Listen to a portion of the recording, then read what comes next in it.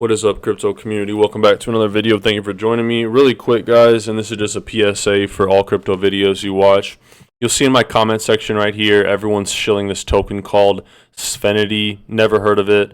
Whenever you see a comment section on YouTube and everyone's talking about one token, I see this with an Amazon scam a lot.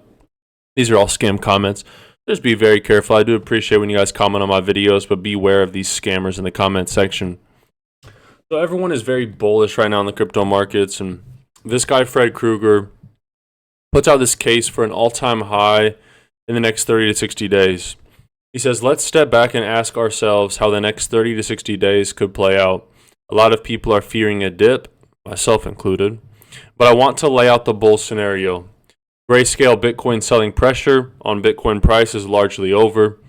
The $1 billion Bitcoin in Gemini selling will be returned as coins, so that's market neutral. On the other hand, the new 9 is accumulating pretty relentlessly. They're at a total of 175,000 Bitcoins, valued at almost $8 billion, in only 18 trading sessions. Over the next 30 to 60 days, there are 20 to 40 trading sessions. I would bet this results in between 4 and 6 billion new inflows in USD to Bitcoin. At a market cap of 850 billion, it's pretty easy to see this move. Could move the market 50% or to 64K, basically at all-time highs. The scenario of getting there before the Bitcoin halving in April, which typically reignites Bitcoin 200 days follow the halving, could really accelerate the mainstream Wall Street narrative, completely destroying the turtle model. Really quick, guys, if you want $41 for free, sign up with Weeble, deposit 1 penny, and you're guaranteed $41 in free stocks. Sell your stocks, close your account, do whatever you want, but don't miss out on this great offer from Weeble. You can find it in the video description below. And now for a clip from the Proof of Talk Summit in Paris this past summer. You have Ripple developer Marcus Infringer. And Chad says the top priority today of the largest institutions is the tokenization of all financial instruments. Crypto itself will likely be Crypto itself will be held by these asset managers, and Ripple's liquidity hubs will be able to swap from a tokenized security into a real-world purchase in real time. Take a listen. Takeaway is, tokenization will only get to mass adoption if large financial institutions are part of it. So if we help and change the system from the inside out. Now the promise is massive, right? There's like 280 or between 250 and 500 trillion, depending on what sort of source you look at, of real world assets, right? And if you look at how much is actually tokenized right now, the whole crypto market cap is like 1.1 trillion, and that includes a lot of non-real world assets. Stable coins, which is one form of real world assets, like 120 billion, right? And so if you look at financial institutions, they're certainly interested in tapping into that opportunity, because the traditional financial system is full of red tape. It has a lot of middlemen, and that's exactly what blockchain technology is designed. So it's very clear real-world asset tokenization is the future of the blockchain space, and Ripple is one of the key competitors at the front line. And here is a clip from the Bank of England director talking about crypto, distributed ledger technology, and blockchain technology. They are not interested in Bitcoin. What they're interested in is the underlying technology itself. Don't believe me, just read the white paper of Bitcoin. It's now digital gold. It was never designed to be a digital store of value. It was designed to be peer-to-peer currency, and that's something that can't even compete in the realm with something like XRP. Take a listen to the Bank of England. On crypto, I really haven't changed. I mean, look, can I, by the way, draw a distinction? I think it's important when we talk about crypto to just draw a distinction between two things. One is what I tend to call unbacked crypto of the Bitcoin variety, the other is stable coins. I think they're different animals in that sense. I'm afraid I continue to think that unbacked crypto is essentially has no intrinsic value. It may have value to people who want to own bits of it, but it doesn't have an intrinsic value. And it is a highly volatile investment. I think it should be regulated appropriately with that in mind, but I think we have to always get the message across. That is a highly volatile instrument to hold. Now, you may want to hold it, but please understand what you've got. And it's not money. And it is not in any sense money. Stablecoins purport to be money. They purport to be used in payments. You'll have seen that we've put out, we've got legislation now in this country which sets out the regulatory framework for stable coins, which is important. And we in the Bank of England for so-called systemic stable coins, those that would be used more widely, will put in place the rules around that.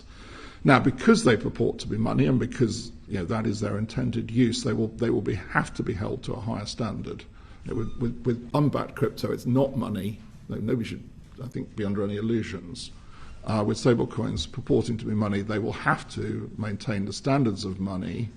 I think the public has a right to expect they hold their value, and so that's what we will be aiming for. The only thing I was going to add to that, Andrew. Okay, so moving forward here, Jay Clayton, the guy that brought the lawsuit against Ripple, talking about the lawsuit, very ironic clip. But first off, guys, a few little stories here about XRP. XRP and some bullish technical analysis. Essentially, if you've been holding XRP for even the past year or a few years now, I know the price is a little bit abysmal at times, but it's important to remember that when XRP moves, it moves very volatile. And this MACD is showing a potential bullish crossover, which for the price is a good thing to see. And I talked about this in yesterday's video. Ripple has secretly been acquiring money transmitter licenses, MTLs, across every state in the United States. And they have done that now, and they're ready to go live with that.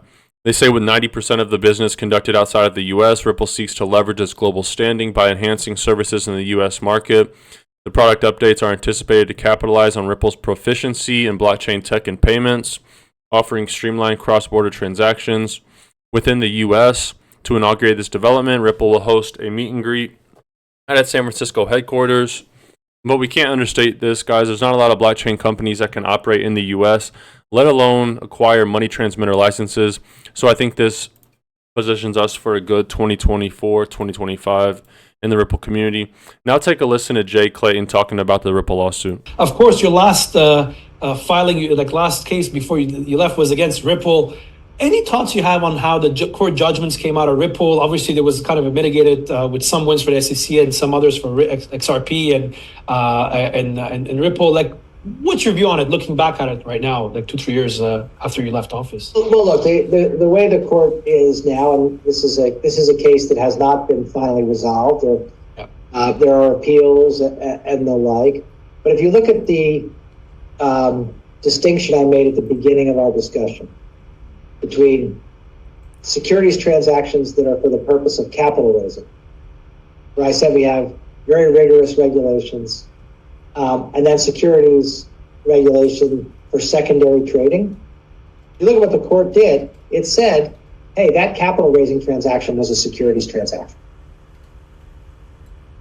Now, the court found that the secondary trading transaction and its definition of secondary trading transaction was not. We'll see how that goes on appeal. We'll see how both of them go on appeal. Yeah. But the point I want to make is that we rigorously regulate the raising of capital from the general public, and that has not changed.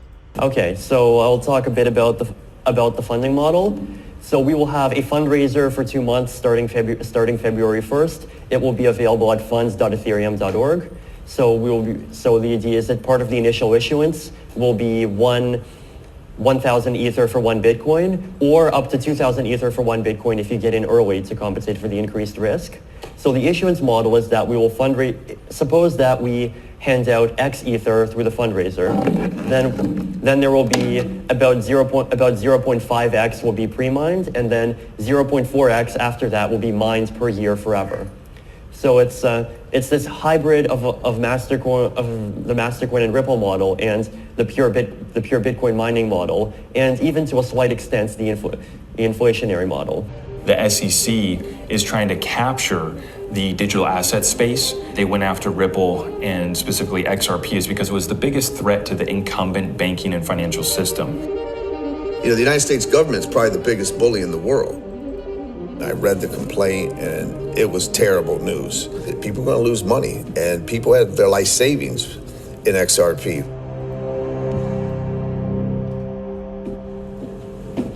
All right, welcome to Regulatory Capture 101. So that last clip is actually from a documentary coming out with some XRP influencers talking about the lawsuit. So that'll be interesting to see when it does come out. Thanks for watching the video, guys. Thanks for subscribing if you enjoy daily crypto news. And until next time.